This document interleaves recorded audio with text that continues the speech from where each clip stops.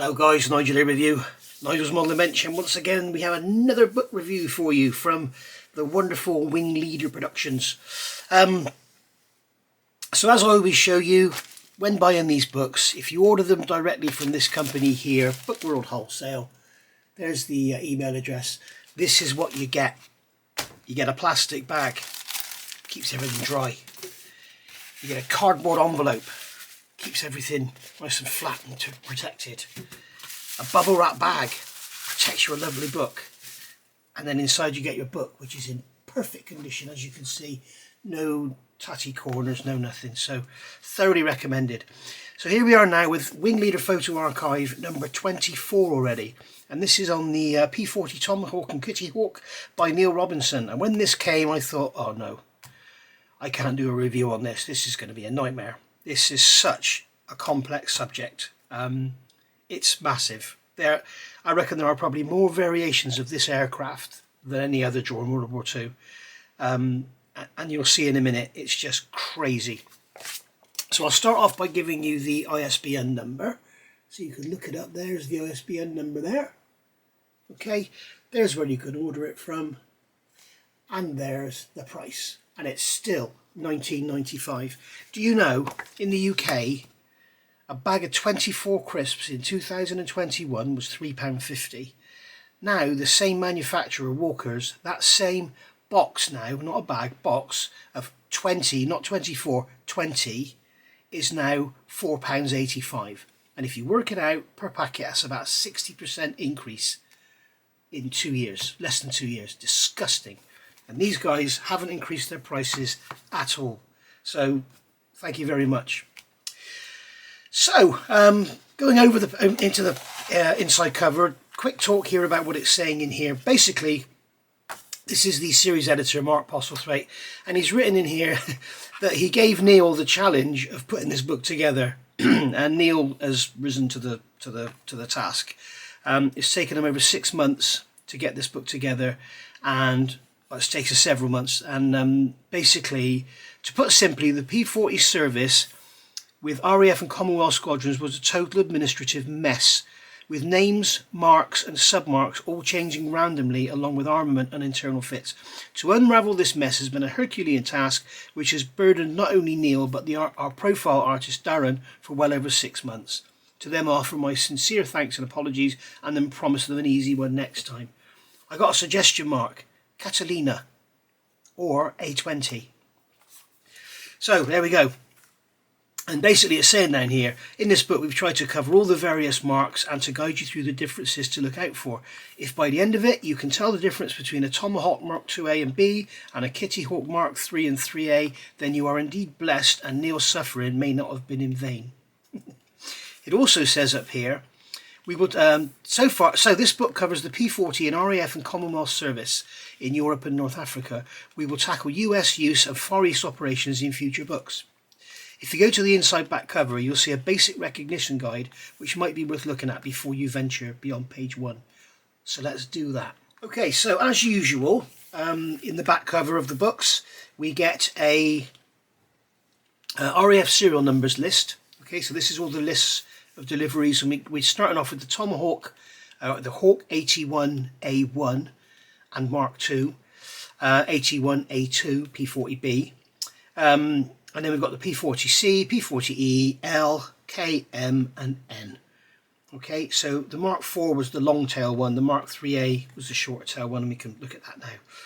Right, so starting off, A, short nose radiator and nose mounted guns, more pointed rear cockpit shape. This denotes a Tomahawk. So we've got the rear window is more pointed, and you've got the intakes underneath and above the engine. You can see they're short, they're way back from the spinner. And then when you get to the Kittyhawk, you've got a longer radiator and a longer cowling top air scoop, and larger and more rounded rear cockpit. You can see the window there is bigger, and we can see the lower and the upper scoops come right up to the bottom one, almost right up to the spinner. Okay, but it also has a caveat here. You have a star and then 2 stars. C, no cowling top air scoop equals a Kittyhawk Mark II. All right, so there you can see where the confusion starts. And then 2 stars is cut down rear cockpit, Kittyhawk Mark IV, and you can see this is a long tail compared to these short tails. D, long fuselage with fin moved further back, Kittyhawk Mark 2A. Okay, I was wrong. This is so confusing. D is the long fuselage with fin moved further back, Kittyhawk Mark 2A. I thought it was the Mark 4A.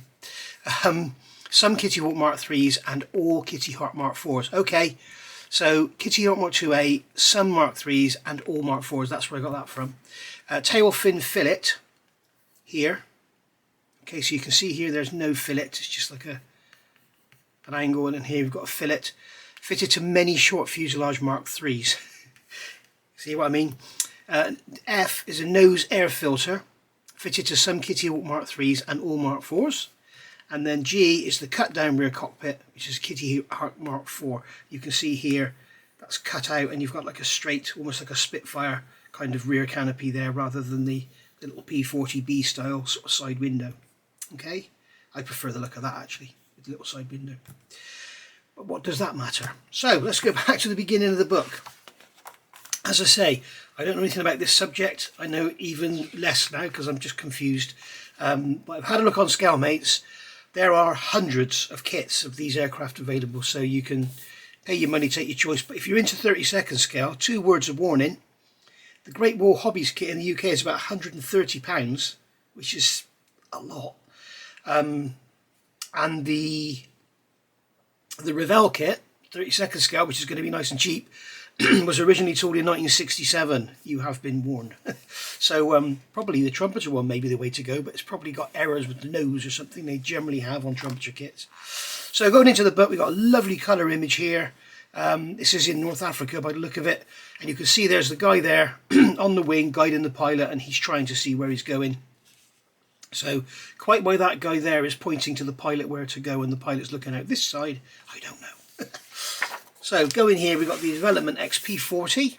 You can see it's got a Mustang style air intake there, and you can see the tiny air intake there and the massive machine gun sticking out the nose, and all the bare metal finish looking very, very nice, and that typical stripy tail with the period.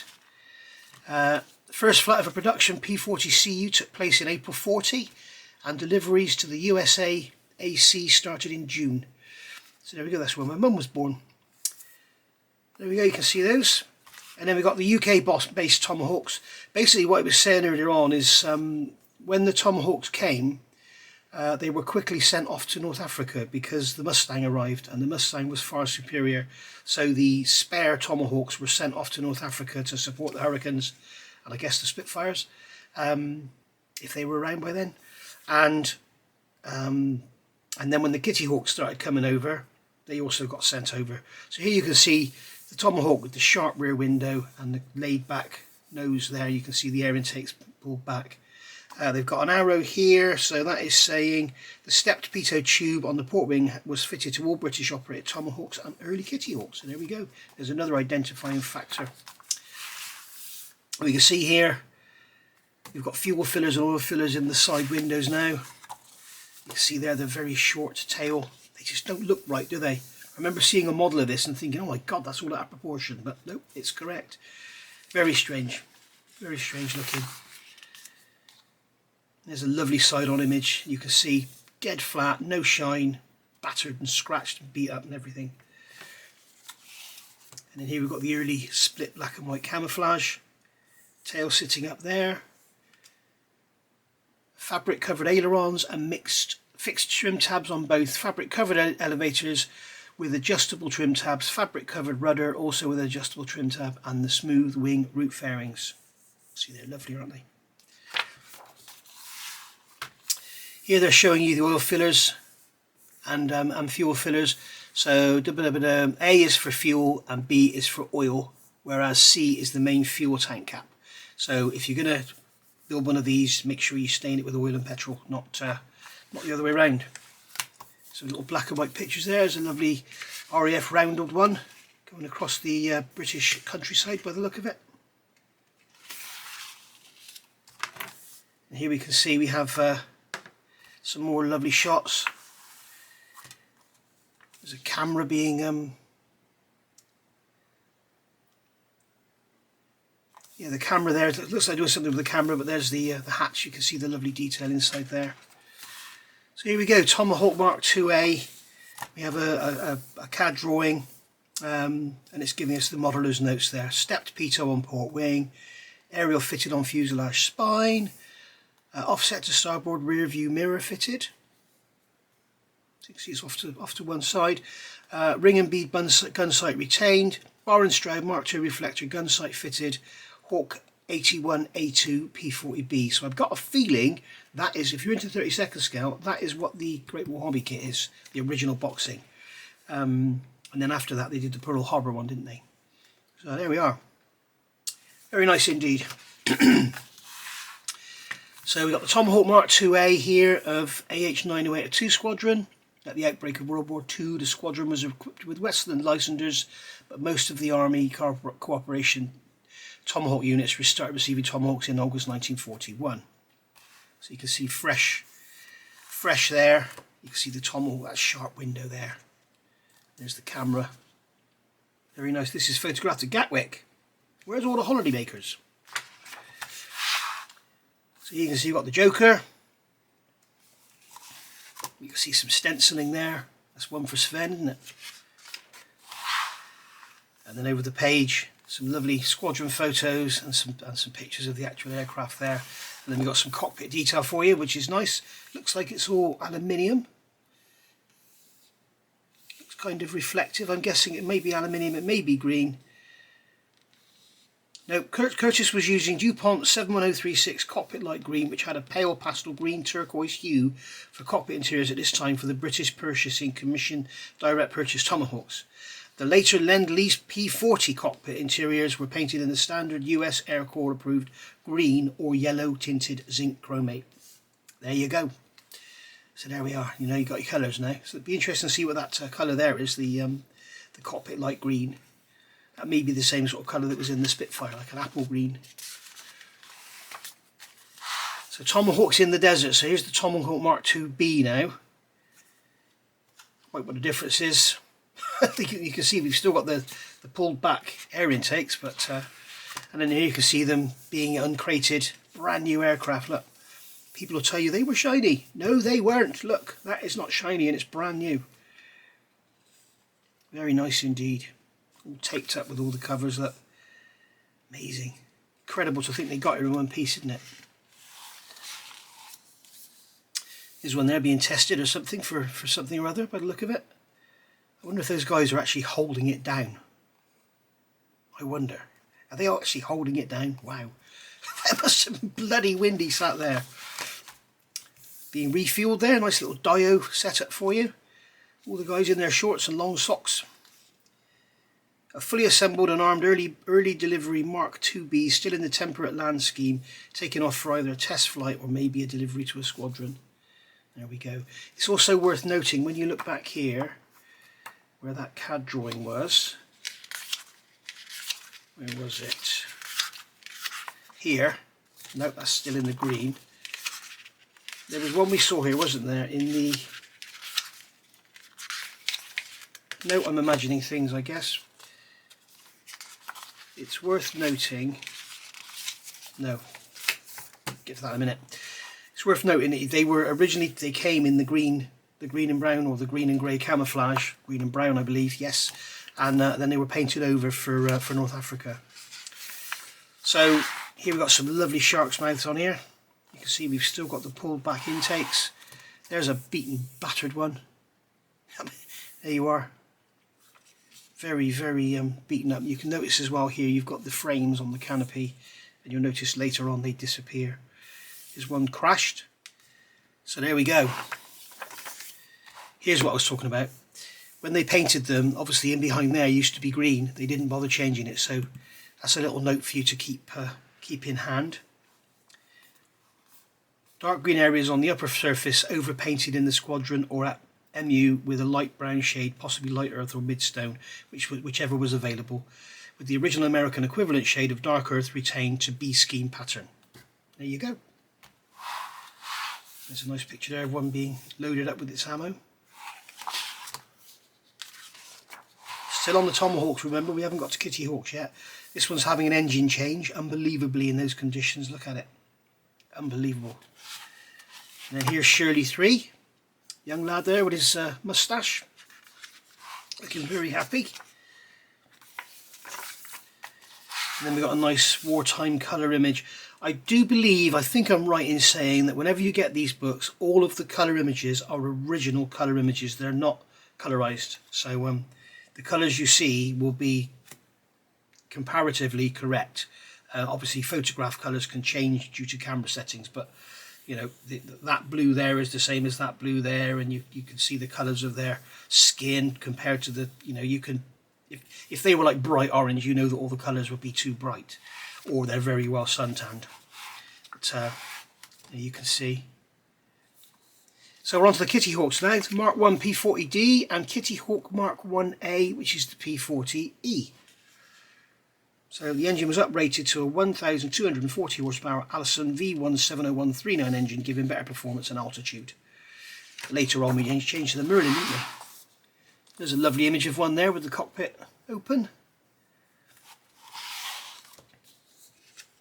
At least 26 of the 20 Kittyhawk Mark 1s produced for the RAF were shipped to and kept in the UK for various trials and evaluation purposes. There we go, so they weren't all sent to Africa.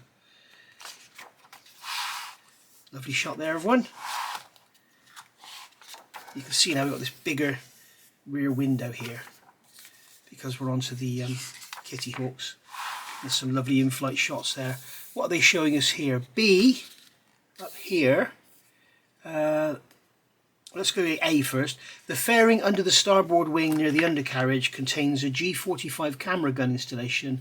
Also notable in this underside view are the cockpit fresh air intake, B, there's a little hole in the leading edge of the wing there, in the starboard wing root, an identification friend or foe light, C, under the starboard wing fillet, and a 52 US gallon centerline mounted drop tank, D. There we go, so that was in place of the £1,000 bomb that they later carried. Classic shot of a 112 Squadron Kittyhawk Mark 1A taxiing through rough terrain. Bloody hell. It's crazy. And there's the guy sat there guiding him, telling him where to go.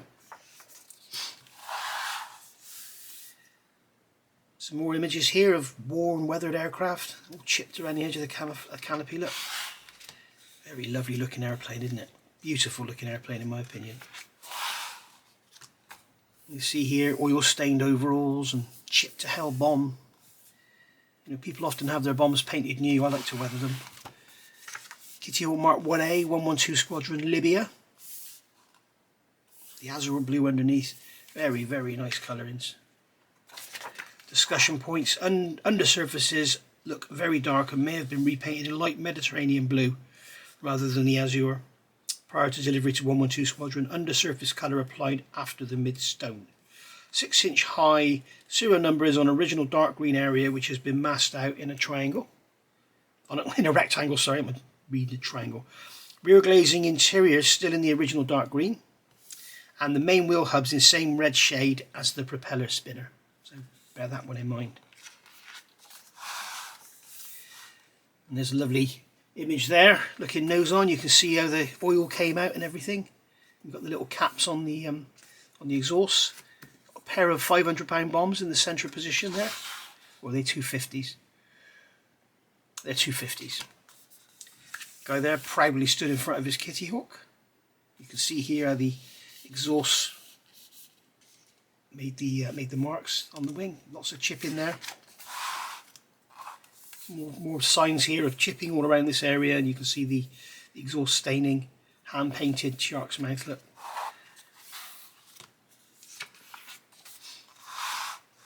Oh dear.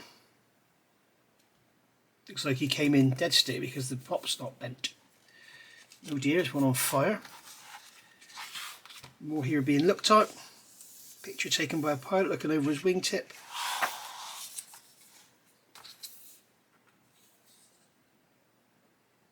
Just like the roundel is partly obscured by the rear of the wing root fillet, so it looks like the fillet went on after the roundel was painted on.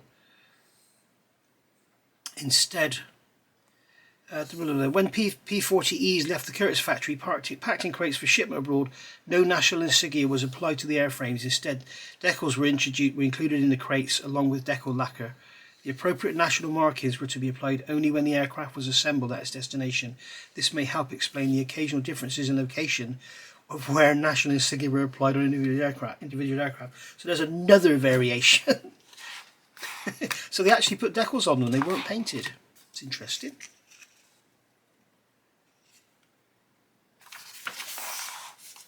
And then we've got the Kittyhawk cockpit. What are they talking about? Are they talking about colours? Can't see. Yes. Kittyhawk Mark 1As were purchased under the Lend-Lease system, effectively being part of US Army Air Force orders, and as such the cockpit interiors were painted in the standard US Air Corps approved zinc chromate green, often with the pilot's armour plate painted in chromate yellow. There you go. Interesting. So that's that AK real colours, that cockpit. So zinc chromate green is a perfect colour for that. It's sort of a little bit lighter than the later US cockpit green. Got some Kittyhawks here, got the wing guns in there looking lovely. Now we get on some Merlin engine Kittyhawks. So what they did, they stuck some Merlin engines in them for a test, and then they went on to use the Packard engine, which was made under license. So the Allison engine was now gone, and you can see now the upper air intake is gone, the lower intake is grown, it's got fatter, and they've now got a proper engine in them. All looking very nice indeed. There's covers on that one, look. What's this one showing us? The windscreen was redesigned with a ventilation panel in the port side. Okay, interesting. Still got the frame.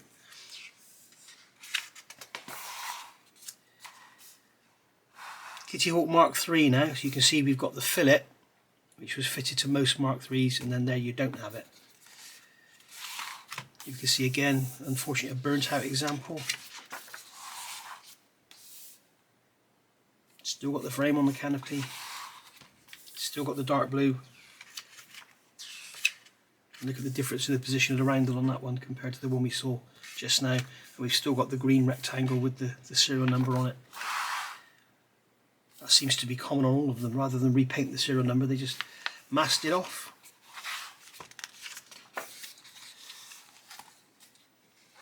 A 5 Squadron South African Air Force Kittyhawk Mark 3A in Italy, autumn 1943, loaded with a centerline drop tank.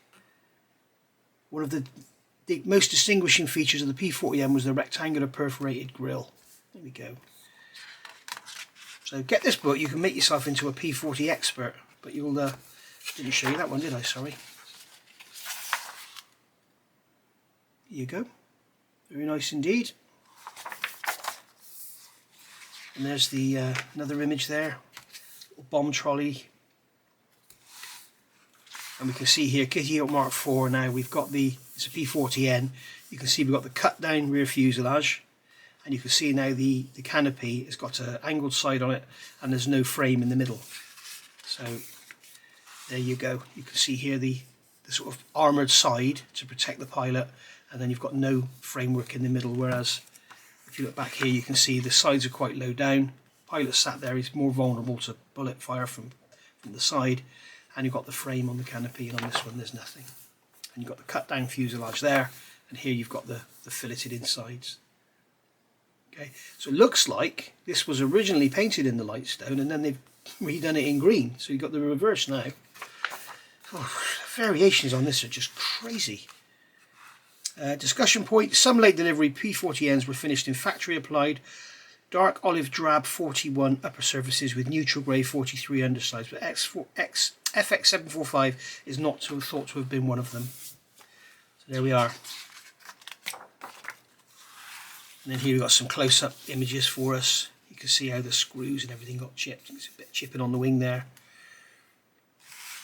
And here we've got the fabric rudder and tail planes, elevators, all been damaged. You obviously got back okay. Looks like a chunk of fiberglass there, doesn't it? And you can see here, there's the fillet been removed. You can see what's underneath there. And then finally, last picture here, we've got a P-40N or a Mark IV, bombed up and ready to go. As with the photos on page 70, This aircraft is loaded with a US £1,000 bomb under the fuselage and 2 under the wings. One point of interest include the bomb rack sway presses, frameless canopy, hood with deeper angled lower framework, bar and strap Mark II reflector gun sight and fishtail exhausts. There's the canopy I was talking about. As on page 70, you can see here £1,000 bomb and 2 £500 bombs. So see them there. Incredible for that earlier day. So there we are. And if you want to build one of these in 72nd scale or 48th, there's the 48th and there's the 72nd. So okay, but they're Mark III's and that's the Mark IV. So if you want to build some, you've got the Royal Australian Air Force and another one there and another one there. So these are all the 72nd scale and the 48th, but you can get them in all the scales, 72nd, 48th and 32nd scale. If you want to build one like that, okay, these are all Mark III's, and you can see 1943, 1942, 1944, 1944. And one little nice thing about these decal sets, when you look on here, normally you get all these different options and you can do one of them. With these, with the ASK decals, you can do all of them. So if you were having a group build with your friends with P-40, you just buy one set of decals and decide which one of you is going to do what, because you've got enough in there to do all of them. So really good. The only concern I do have, you look at this one, this fin flash has the wider white centre band, and they don't give you the fin flash with the wider centre band, so you just have to mask it and paint it. But there we are. So there you go, and they are ASK. There's the website there. Go take a look at the website. So if you want to build any of these you see in this book, you can with their decals. So there we are. What a lovely book, but what a minefield. I mean, I bet there's people out there that know these things inside out, and just, you know, oh, I'm wondering why that roundel is like that at the bottom. Look at that, I went straight to it. There's no notes about it. Recamouflaged in the desert scheme by having its original dark green areas overpainted in midstone, some of which had accidentally been sprayed over the port side fuselage roundel. There we go, so that's something you can recreate. There we are. So that is Photo Archive number 24. A lovely book, but honestly, I mean, I normally look through these books and pick out bits and pieces of note, as you know, and sort of, you know, go through it. But I got to like the second bit and I'd forgotten what I'd read in the first bit. It's just so confusing. There's so much information. So absolutely wonderful book. Go get yourself one. As I say, once again, there's the ISBN number for you. You get it from wingleader.co.uk and it's 1995. Thank you for watching, guys. See you all soon. Bye for now.